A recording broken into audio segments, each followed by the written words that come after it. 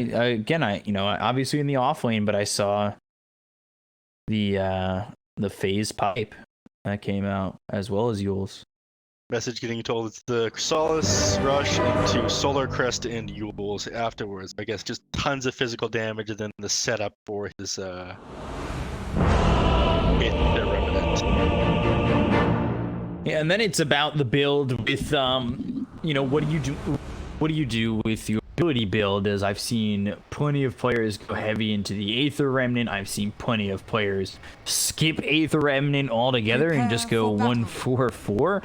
But I've also, when they go heavy into the Aether Remnant, they kind of skip Dissimulate. So I think there are a lot of builds out there right now for Void Spirit, and there's not one build in particular that is really the end-all be-all for the moment on Void Spirit, as we now have to differentiate. So I'm interested to see how he chooses to play this. It looks like there's a lot of different iterations of Void Spirit. Sounds like the ones I saw in South America and the ones that you've seen in China have been different from the popular European ones then. So each region has their unique spin on it, which is kind of cool to see. See how Liquid go about this, how Alliance go about it, what builds are we going to see, and if Liquid will take the 2-0 over Alliance. It's been all 2-0s so far to this point. I believe it's our 5th series of the day. Not personally our 5th series, but 5th series of the region for just today. That is a lot of Dota in a row, that's for sure. All right, already down here, mid lane. Begins. Koi Bug get gone on. Deal a little bit of damage. A little bit of damage, not too much. It only takes about 100. Your failure lives on. Wait, is that 4 bounty runes going the way of Alliance or Liquid there? Apparently so. How? Grab all 4. How did that happen? I was watching the Razor going on Void Spirit here. Well, it's the positioning of what 33 Hanskin where they had pushed them back a little bit and pressured them, and I think that just enough was there for Liquid to take over and push out towards these batteries. It really should never be 4-0 like that. Almost never, especially when you've got a bounty rune within your own triangle. We see speed first on Hetkin. Ooh, that's embarrassing. Or Insania missing that. Dire's middle tower is under attack. Wants to give him a high five. And realizing that he really doesn't have much way of killing him. Insania's not interested in being friends though. For you. Meanwhile, over here, Taiga actually almost went down to Fada on the Lich. You said that less than 10 HP for a moment there. I've seen this quite a bit though. You get the Frost Blast, it's got such a low cooldown, you just run people down with it. Build yourself tons of mangoes and get an early kill of first blood with it. I'm not sure it's the commitment for the amount of gold you're spending on mangoes, but it does give you a little bit of an EXP advantage in the lane. I'd say this lane for Liquid has certainly a lot of potential. You get to that level 2 mark where, you've got essentially here for Dark Will, or even if you go to the Cursed Crown, any sort of lock on this bottom lane could set Boxy up for a spear. That happens, you have to be very, very careful. You do have it a little bit easier with the Juggernaut and the Lich. This has a lot of kill potential in the Frost Shield on the Juggernaut while he's spinning. Guarantee the entire duration of it off. Regeneration. We might be about to see that. The Frost Shield slowing down Boxy now into the Shadow Realm for Taiga. One of the things that I was talking about on a Lich back on my own stream was, people sometimes like to go heavy into the Frost Blast if they like the harassment, or sometimes if you're looking to play aggressive or your carry's looking to play aggressive in this lane, you go heavy into the Frost Shield. Level 3, you get 50% damage reduction, which is always quite nice. And Wave Fury, there it is with the Frost Shield, and is it going to be enough damage on a Boxy? It doesn't look like it. He's only got 2 tangos though, so his regen is looking like it's a bit of a problem. Thankfully, everyone gets their own courier these days. He's got a staff coming in ready to do that as soon as they Though he does survive, I guess, due to gauntlets. Did that fairy fire? You know. Mickey TP'd back to go in onto 33, who will go over to the high ground, and Fate charged up for a moment. We'll TP now to the tower as Insania goes to the lane, and well, 33 bites it inside the Dire base. Fortunately, he had no mana to TP. So you got to do what you got to do. That actually cost him a lot of gold there. He lost 27. He got 200 each after that gold was split. Doing pretty well for himself. I mean, it's interesting the way that he's decided to do this. In the past, you'd see people farm up the jungle. Now that a lot of the jungle creeps these extra magic resist, more camps that get stacked up. He just opts to treat the lane creeps like jungle creeps and force them to come out of lane, follow him left and right over here with fireflies. Once again, we'll spot Taiga. Back off for just a moment. No harm, no foul on either side. But now Bramblemay is laid down. Hanskin has to navigate. Will do so after getting locked down once. But again, just more solo experience, solo farm here for Boxy. He's found himself level 3 insane. Gets it to 33. And I'm a bit surprised. But at the same time, with the aggressiveness of the Batrider, I'm not. Meanwhile, bottom, got 3 heroes here still for Alliance, and they're going to combine to get a kill on a Boxy. I mean, it's only a matter of time before he goes down. Just the Juggernaut needing a couple more levels. Blade Fury going up, the DPS definitely. There's not a whole lot you can do to get away from the Juggernaut. Having about the same movement speed when you're slowed by the Lich's spells, you're as good as dead. You just have to either TP out right away or accept your fate. Once Lich is level 4, you probably go Sinister again. Yes! You get a little bit worse and worse. Smart. Yeah, I really like how far forward 3-3's been playing Batrider. Playing so deep in territory and jungle. It's been forcing Insania to play like an inopportune way. He's getting levels and XP. So shut down the Batrider. Stop the really interesting how he's choosing to play this game right now. My path. Here got chased for a little bit. Static link on him, but he's able to retreat successfully. And yeah, you can take a look. 33 within the trees, and now Insania trying to throw a stroke of fate. Maybe would like to save his courier that just walks over, but they've got the Cursed Crown. They'll get the Inkswell to stop him for a moment, and Cursed Crown will stun him on the high ground. So again, he kind of makes some space. But he chooses not to.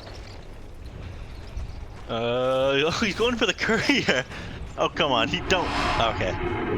He goes to the enemy base to buy a salve. Cursed Crown 33 inside the Dire base for not the first time, but the second time. Taiga gets the kill there.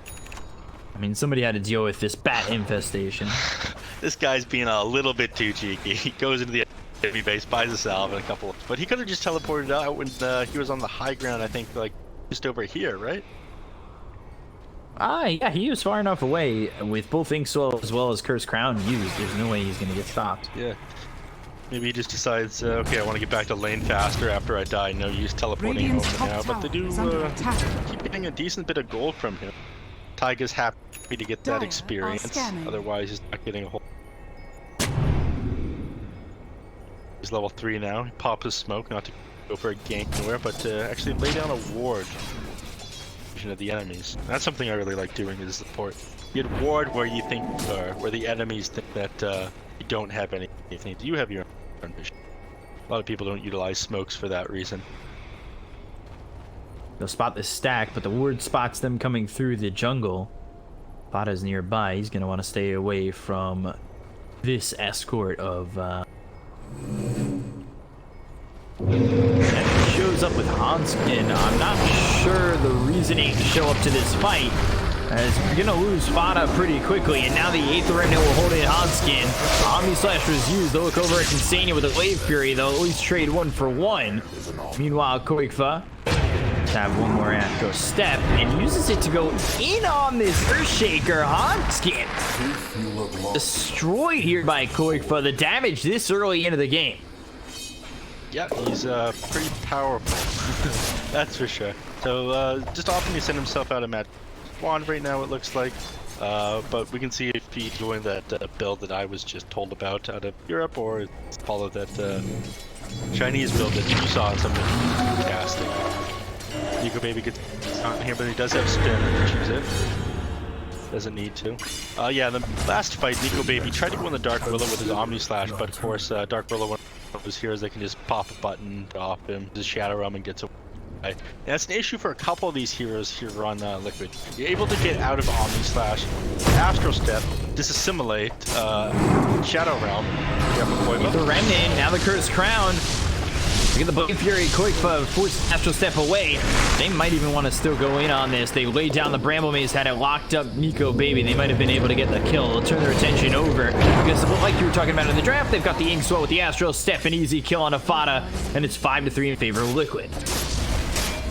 So down he goes there. But yeah, like I was just trying to expand on that a little bit. There's a lot of things that counter out Omni Slash these days, and Dire's top Liquid tower has quite is a under few attack. to not have to work. Coochie out, if your detection, you just time lapse away, Shadow Realm away from, just assimilate away from. A lot of ways for him to knock it off that spell. I think it's super useful dealing with the Mars because you'll continue to follow him and you can chase him over his ultimate, otherwise you wouldn't be able to. But Omni Slash, it just feels pretty underwhelming, especially this game. Dire's top tower is under attack. Some extra mana regen for the Weaver. He'll be able to farm the jungle faster thanks to this. He's going for Maelstrom, so pretty common item on him. Keep farm the Juggernaut. He's actually opting to go Diffusal Blade instead of Battle Fury or Maelstrom himself, Dire's so top tower means they're is trying to under play a little bit attack. faster on the side of Alliance. Top lane. First crown on the 33. The Lasso comes into the Dark World to throw the Swarm out. Do you want to continue going on to the Dark World? The Bramble Maze was laid out, but not in the best of ways. They'll get the trading kill on a 33 as Taiga drops. Maybe if Bramble Maze was a little bit more in his pathway, leaving the trees, might have lost his life, but fortunately they trade. Taiga's just decided that 3-3 here is his rival this game. It's his check, so to speak. He stays on that guy, just make sure he shuts him down with everything. He's more than happy to be spending his time doing that. Oh, mid lane. And they've got the spear. They'll get the kill on a Hanskin. Koikfa Could have been getting credit for that one. He's now on a killing spree, 3-0-1, and it is that Radiant's straight middle crystal tower is under build attack. so far. There you go. It's copying the build that apparently Thompson made up and is kicked forward by a lot of people. Makes sense. I know it Radiant's doesn't mean courier anything has because it been was an killed. open qualifier against the Guardian, but he did go triple Crystalist to build That's me. on the Void Spirit. Treat him with some respect, Thompson. Come on. I know. This Guardian got first blood. He is no simple Guardian. Oh yeah, I heard that he killed mid one. Yeah, mid one dove the tier 2 tower. He got shackled and died for his sins. You can't outplay him if you're stunned. Dire No. are scanning. That's logic I live by. Juggernaut gets gone on here. You should spin here. You don't know that. Nick saw an opportunity, but did realize that the chose to use the spin, which is a good move. Woot. Charge it up. Cancels it. Didn't actually Radiant's throw it. bottom tower is under attack. realized- He might have timed right. Dire's top tower He is realized under attack. that the Juggernaut, I think, was going to get that TP off as well, because there is a quick Dire's travel time for it structures too. are fortified. I don't think he would have gotten it off properly. Wrapping towards mid. One stroke of fate can make this a problem with Boxy nearby. Already throwing the Radiant fissures, so the structures are lockdown has been fortified. used. Meanwhile, Go Baby getting the tower top. But he's here for Liquid except for the Weaver, and that's okay. Converge on this tier 1 tower. Bedlam coming through. A lot of damage on Afada. Not even needing that Aether Remnant or the Stroke of Fate. That single damage on Bedlam is Radiant's outstanding bottom early. tower is under attack. Dire's top Down here, tower is 3-3, under trying attack. to slow down Mickey a little bit, get these creeps off his tower. They don't want to give up tier 1 on the bottom, now that Friends do not exist with the outpost and instead gives the enemy team a lot of control over your. Keep that tower there as long as you.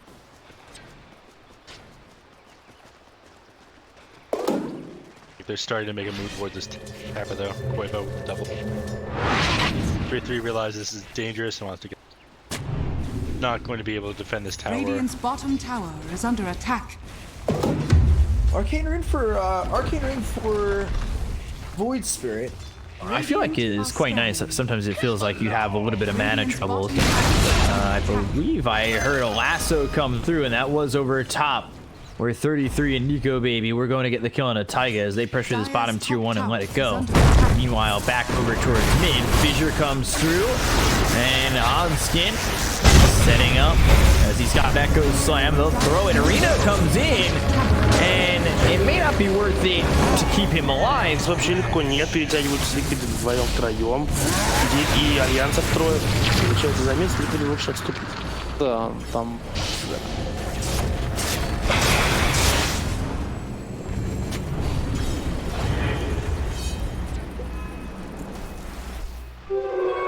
Invisibility. About 50 taking out that. Sorry, 450 ultimately taking that Mars. Tier 2 items coming up here, and everybody starts to back off each other.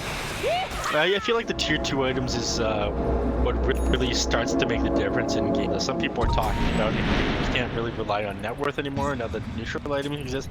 If you get the good ones for your heroes and your team, you could be a lot better replaced than the enemy one. It's not as bad as it was before, don't get me wrong, when we saw things like Helm of the Undying. If you got Helm of the Undying on like an Oracle, you'd basically win the game. That thing was ridiculous. Glad it's no longer in the game, but again, on an agility hero, Band Brace, on some strength heroes, you really turn the tide of a game. Bada and 33. Under attack. We're getting a kill on a Hanskin over a top. Looks like they might have gone on to the Reaver. Are scanning. Bedlam comes out just onto this neutral camp, forming up as best he can, and Mickey converging back over towards bottom with 2 allies of Insania as well as Boxy looking for an opportunity to jump in potentially. At 33 over this little cliff, Flame Break keeping Mickey away with the Inkswell, and now he's on the run. He's in a lot of trouble. Nico Baby does have that diffuser blade, the time lapse into the opposite direction. Limp spots and Spear comes in, hits on a quick kill there onto the Lich, but you no longer have time lapse, and that puts you at death's door. Slash comes in, taking out Qualifier. Now they look over at Insania. Inkswell won't even pop. Triple kill for a win. Things falling apart at the seams here for Liquid. Yeah, everyone just falling apart there. I mean, you did get the quick pickoff on the Lich, but you're just not getting any opportunity to set up this arena of blood and terrorize the combination that you need to win these fights. Otherwise, you want to draw this out as late as possible. Can't get that combo in Alliance, you're going to be able to win these fights. Did try to get some harass damage at the top tower with Taiga while that fight was Regeneration. But wow, almost 4 of it's after that team gold and about 2,000 their way as well. It comes over, spots Nico Baby. Immediately into the Wave Fury, a lot of damage being done. Mickey will just take control of the outpost. Meanwhile, Torque's top, Stroke of Fate hits, and they've got the Fear on a Hanskin. He's not moving though. One more shot needed, and into the Shadow Realm he'll go. Pops out and ends up getting the kill, but will lose his life to 33, turning around with the Firefly as well as 3 stacks of sticking napalm on him and burn him out. A beautiful turnaround there by Taiga. He's amazing with the hero. But everyone starts to converge on this lane other than the mid heroes. Razor, he thinks better of it. He doesn't really. He's actually doing pretty well for himself. He's level 14 on the 2,300 gold ahead. That's how far ahead was at the moment. Going 3 levels ahead of this Void Spirit, and Quickfoot with the crystals now going into the Yules. Been pretty effective. He's 4-1-1. Just that death coming in the last engagement. Yeah, but and you wonder, you know, how far Limp is going to be able to get it. 170 last hits. Limp's up there. He's going and just about close enough to be in full. Yeah. They'd have a lot of trouble doing damage to them after this beat's done as well. Kenzakin going on the top lane. Again, he's up there. You know, it's pretty bad. I mean, you're so close to your blink deck. You just want to finish it off. So how safe the farm is. Now Astral Step, Curse Crown comes in to simulate. They have the damage to get the kill on a lip. They don't. Chain Frost bouncing around. They get the kill on a Taiga. Qualifier is also dead. Nico Baby made the rotation. Look at Limp able to just walk away with the most minuscule amount of health. Omni Slash comes through in a boxy to get themselves a third. And it's these fights that where they are able to converge and find that aggression. I mean, it starts with the Yules, a simple bit of lockdown, and then it all falls off the rails for Liquid as I think Qualifier gets drawn in thinking he can turn that around. Unfortunate for them. Again, it is these fights that they keep losing, and things that get worse and worse for them, especially considering the difference between the players. It was, what, 3 levels a second ago, now it's 4 levels, almost 5 levels. Razor's almost level 16. More than, almost, yeah, double the last, more than double the last kid. Wait, Spirit here. I'm just not sure what he can do to catch up. They're not in that bad of a place. They do always have these solutions to perform their team fight abilities, but they're trailing right now. They're definitely trailing. It says only 2,000 net worth behind, but Dire are scattered. it certainly does. You know, is Mickey going to be able to bring back this game with the BKB after this Maelstrom? Is that enough here? He's sitting top of the net worth right now for the Dire. Qualifier, he's got this Chrysalis. He's one component away from having the Yules. Again, a little bit of control there for Liquid. It's items that I'm not certain make or break the game for Liquid at the moment. So this might help out, though. Terrorize Finn as well as the Curse Crown popping. They'll get the easy kill on Nico Baby. The static link is on to Insania. They'll get themselves 2 quick kills. They want 1 apiece, actually. Oh god, Yules comes in on the Taiga into the Shadow Realm. He'll try to hide, but Yugi's father is taking up all the space, so can't stay in there for too long. And 33 will get the kill on the Taiga. Doesn't manage to catch Hensikin. You had me, didn't you? Smoke over the shrines, take that. Although 20-minute mark has already passed. Again, Dire controlling both the outpost time. Experience. Yes. Feel like they want to go on 3. Some kill. Waiting to see if this BKB is enough for the Weaver and kind of need more for Void Spirit. He's going into the Yules, but will that even be enough? Will that extra amount of control allow Void Spirit to be a lot more effective in these fights? It seems like he goes in, he throws an Astral Step, comes out of his combo, and then is basically just dead.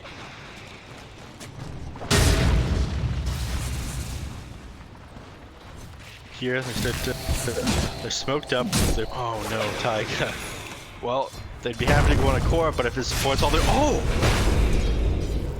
My god! You see that? Very close. Very close. Those are some good Dire's top instincts. tower is under attack. Felt like something was wrong, but it's normally when you're a carry, you feel like something is very off when they're about to jump on you. When you're this deep into the support here, playing right beside your tower, the last thing you think of is that they're with you. They use this opportunity super well in Alliance to take Roshan because they know that everyone's going to be playing safe. They think that they're smoked up. Unfortunately, they're so slow to it, they opt not to do it after all. So even though they had that hidden opportunity, they just don't do enough damage to the Roshan. So now Qualifier picked up that Yules. BKB's come out for the Weaver. But on the opposite end of the stick, you've got Boots Trout ready for the Bat Rider. He's getting close to his own BKB, and Suna Manta for Nico Baby. Yules BKB for Razor, so he's bringing basically the same thing Radiant's bottom tower is under as attack. the Void and kind of the Weaver.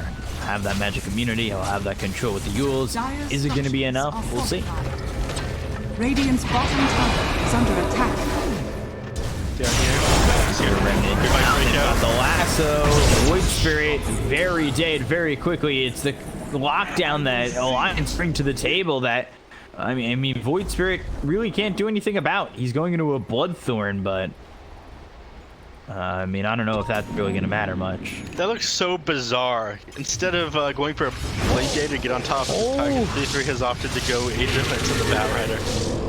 Nico baby, just the Blade Fury. Now the Omni Slash on a Boxy is gonna be enough damage. Well, with the help of Hotskin, it certainly will be. The supports have to leave, and they need to evacuate fast. The side of Alliance will head into road.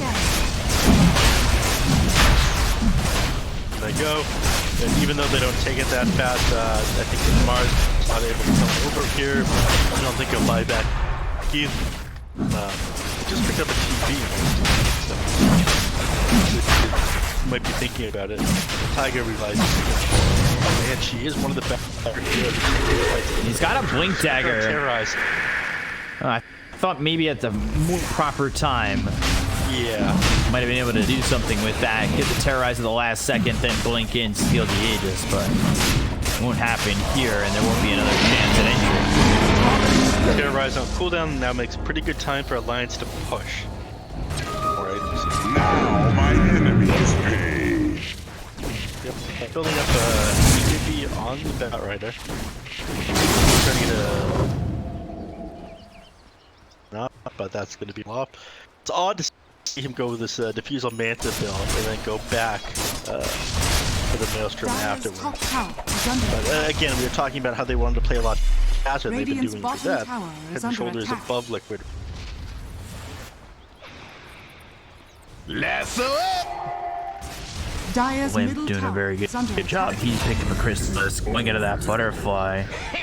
And Qualifier getting caught bottom. I mean, that, again, it's just the control that they have with Lasso, Fissure, Totem.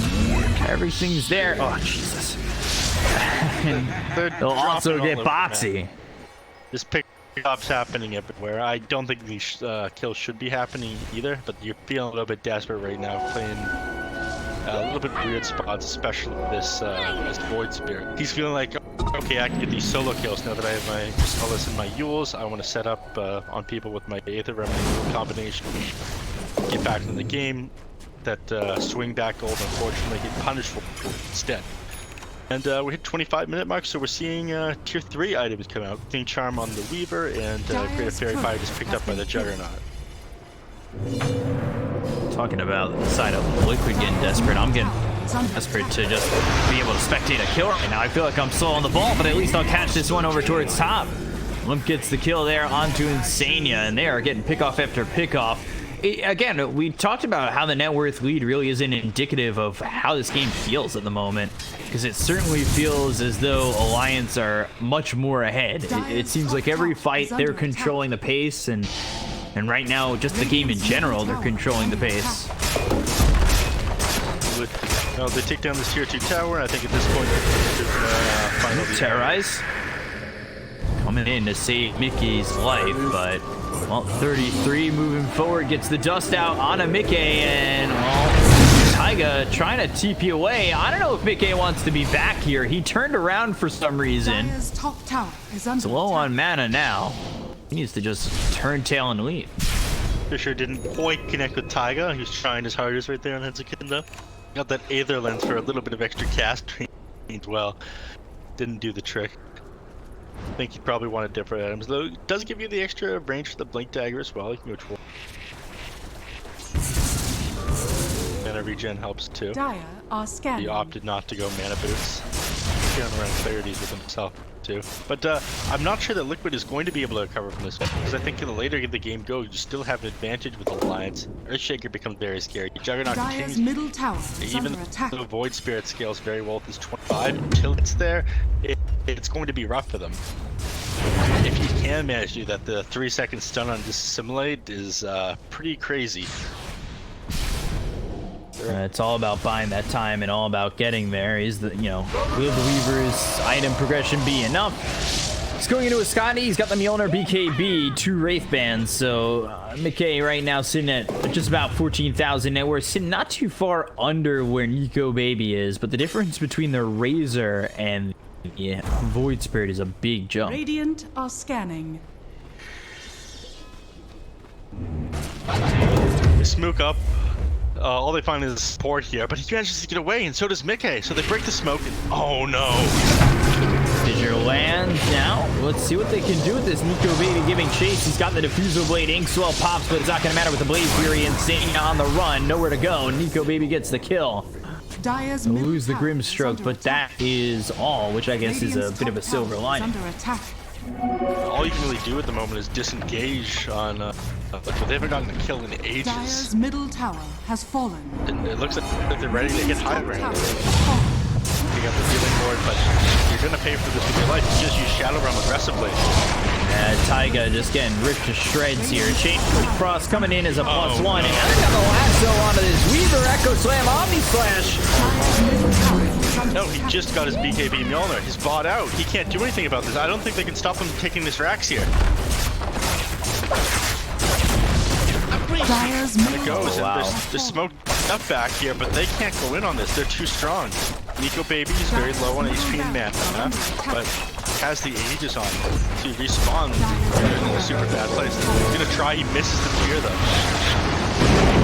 He's trying to lay it down. Now the Aether Remnant, seeing what he can do with that. Flame Break pushes Foxy back towards the side of Alliance. He's trying to survive. He's speared up with the Sinister Gaze coming in from the Lich.